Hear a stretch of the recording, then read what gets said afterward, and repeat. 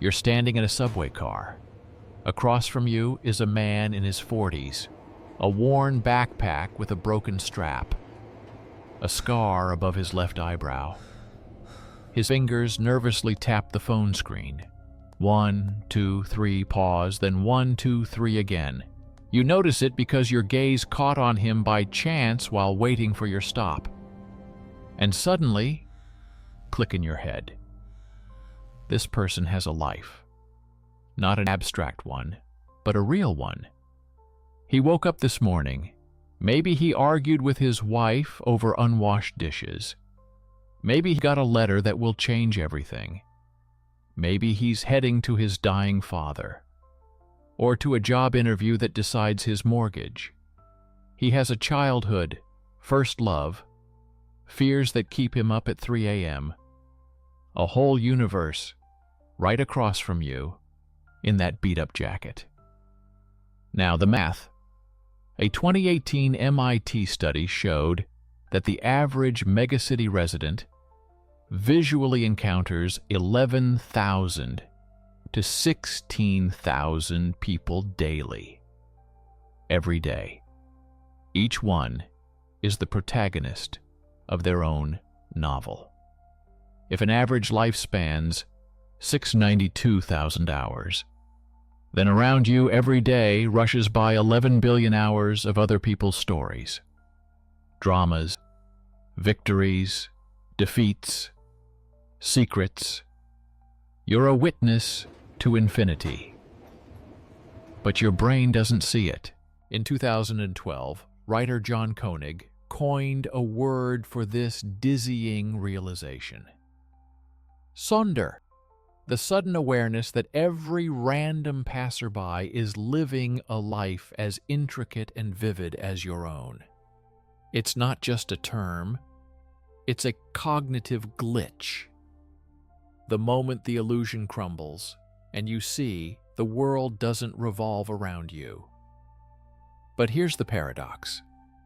If you can grasp the infinity of others' lives, why does your brain so desperately resist that awareness? Why does it turn people into scenery, background, extras in your movie? The answer lies in how your mind is wired. And it's not your fault. Your brain isn't the villain, it's just overloaded. Every second, your eyes take in 11 million bits of information. Consciousness processes 40, the rest is filtered, erased, discarded as noise. And the first thing your brain cuts out? The inner worlds of other people. Because they don't affect your survival right now. It's called the default setting. You're the center of the universe by default. In 1999, psychologists Daniel Simons and Christopher Chabris ran an experiment. They showed people a video of two teams passing a basketball. The task: count the passes. Simple enough, but midway through, a person in a gorilla suit walks across the court, stops, thumps their chest, leaves. 9 seconds on screen. 50% of viewers don't notice it at all. They literally don't see it, because the brain is focused on its task. The gorilla isn't part of your goal, so it doesn't exist. Now imagine if you miss a gorilla right in front of you.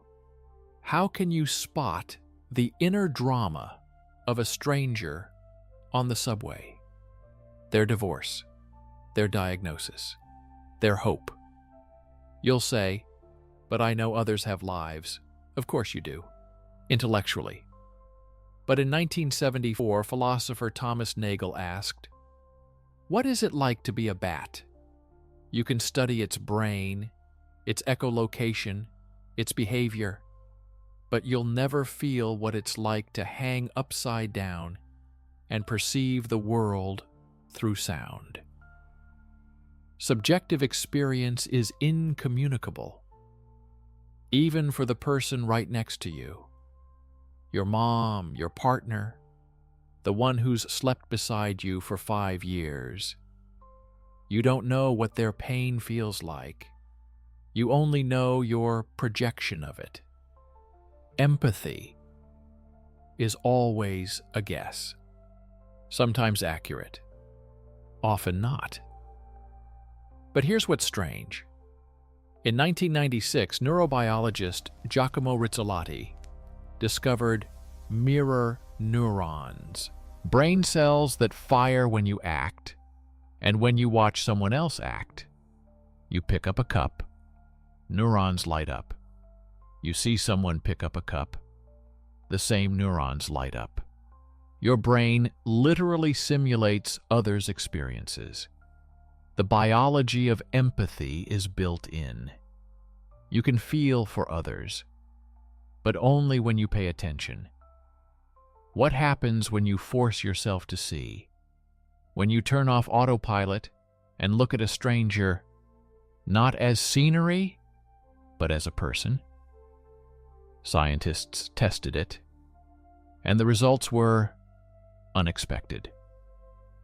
Chicago, 2014. A university lab.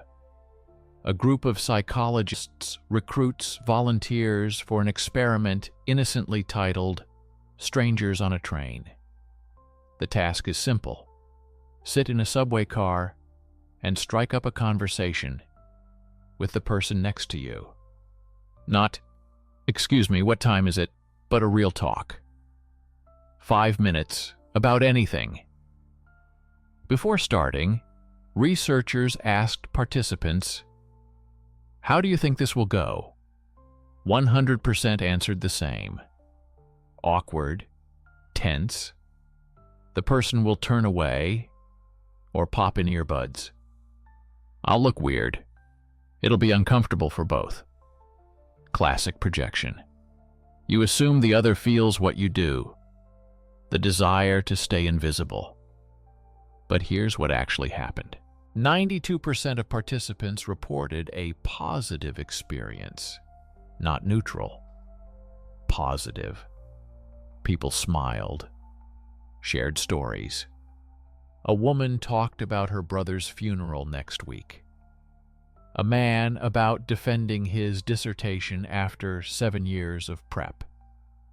A student said she was just tired and heading home to her cat named Socrates. The subway car that was background turned into a stage. Ghosts became people. Why did it work? Because contact shatters the illusion. When you hear a voice, see facial expressions, catch the tone, your mirror neurons kick into overdrive. The brain stops skimping on resources. The person stops being an NPC and becomes real. But here's the paradox. You can know about this experiment, understand that talking works, and still not speak up.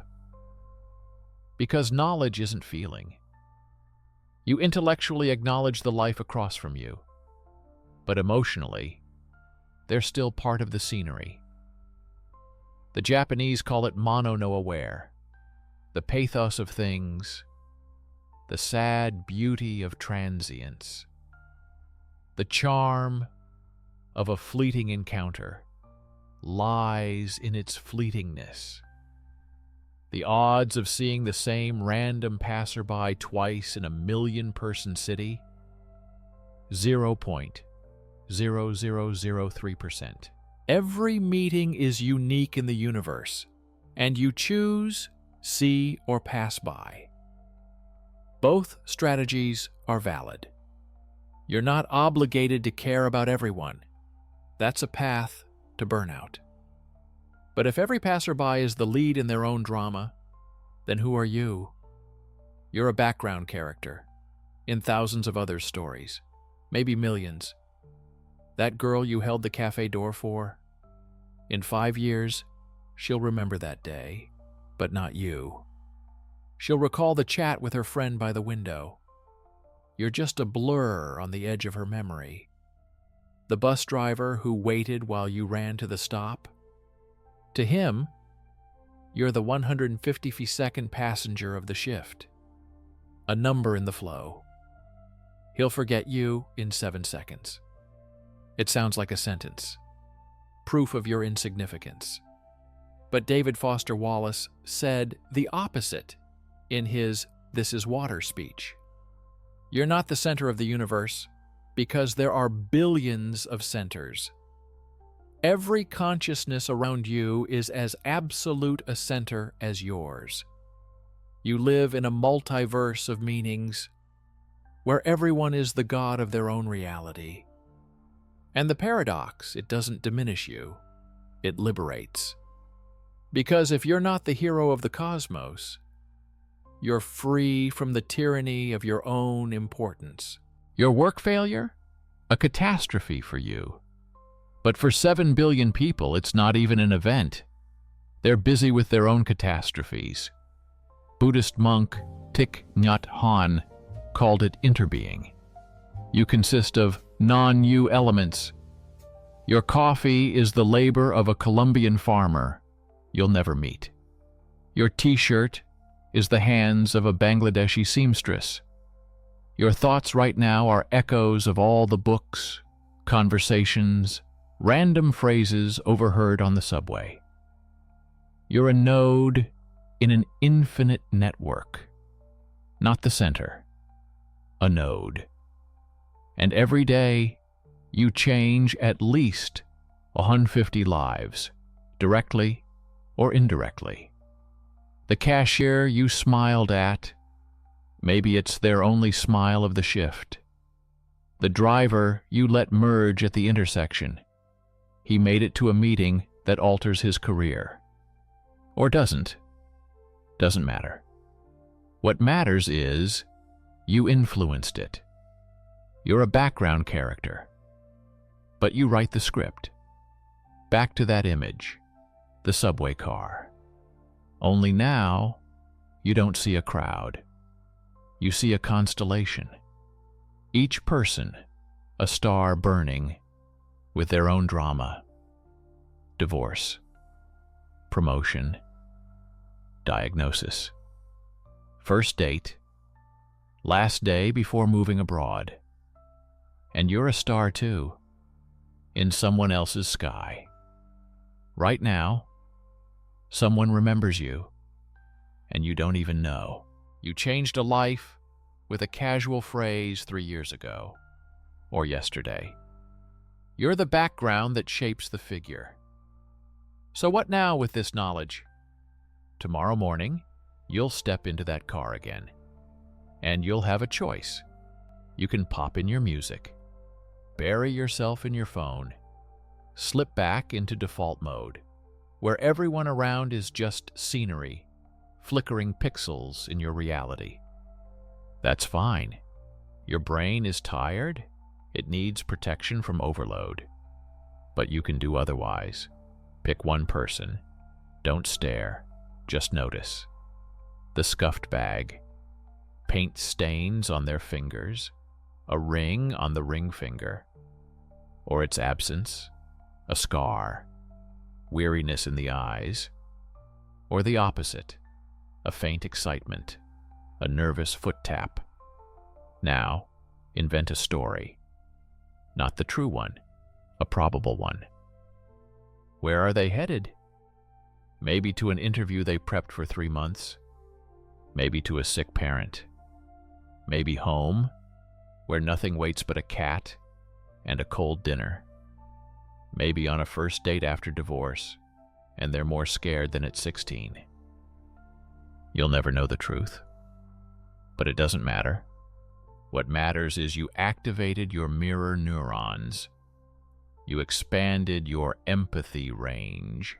You trained your theory of mind, that variability that's been developing in you for 25 years and still needs practice. This isn't lovey-dovey meditation. It's cognitive calisthenics. And here's what happens next. When you start seeing, you become responsible. Not morally, existentially. Because snapping at the cashier stops being trivial. It's an intrusion into someone else's drama. A moment when you could have been neutral background, but chose to be a disruptor, and vice versa. A smile, a yielded car, a word of support to a stranger who looks about to break. It's not altruism. It's acknowledging equal narratives. Your story isn't more important than theirs. Theirs isn't more than yours. You're both protagonists, just in different novels. Sonder isn't a constant state. You can't live in it 24/7. You'd burn out. But you can choose moments, flashes of awareness. Like the Japanese with their mono no aware, the sad beauty of the ephemeral. That woman in the red coat you see now? Odds of meeting her again, 0.0003%. It's a unique event in the universe. She appeared in your life for 2 minutes and vanished forever. But those 2 minutes are real for her, for you. Back to that person from the start, the one with the worn backpack and scar above the eyebrow. Maybe he's really heading to his dying father. Maybe to defend a dissertation. Maybe to the store for bread. Doesn't matter. What matters is you saw.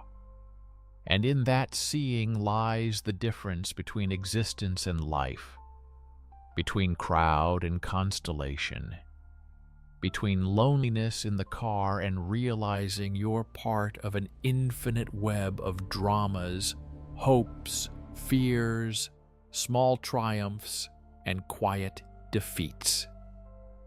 You're a background character in billions of stories, but in yours, you're the protagonist who learned to see the other protagonists.